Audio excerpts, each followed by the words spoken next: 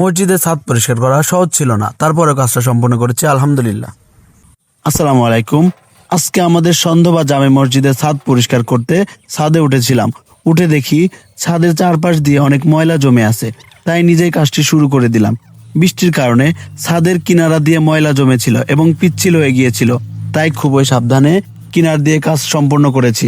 কিন্তু তারপরে আমাদের ক্যামেরাম্যান পা পিছলে পড়ে গিয়েছিল, তারপরে আমরা কাজটা সম্পূর্ণ করেছি আলহামদুলিল্লাহ। যেহেতু এটা আল্লাহর ঘর পরিষ্কার করা আমাদের নৈতিক দায়িত্ব।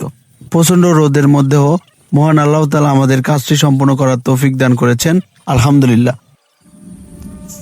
মসজিদ শুধু নামাজের জায়গা নয়, এটি আমাদের ঈমান ও ভালোবাসার একটি প্রতীক।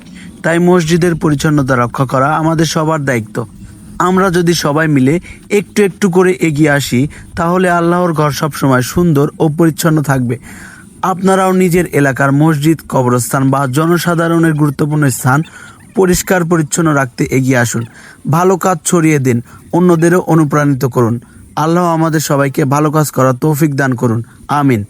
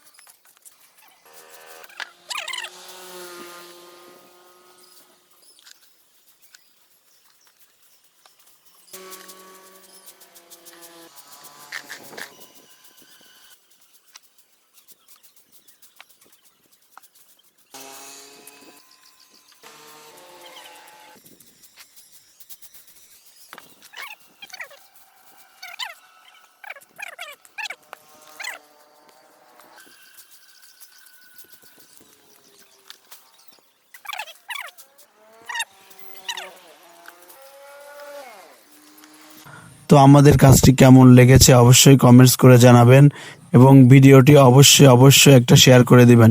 সবাই ভালো থাকবেন, সুস্থ থাকবেন। আল্লাহ হাফেজ।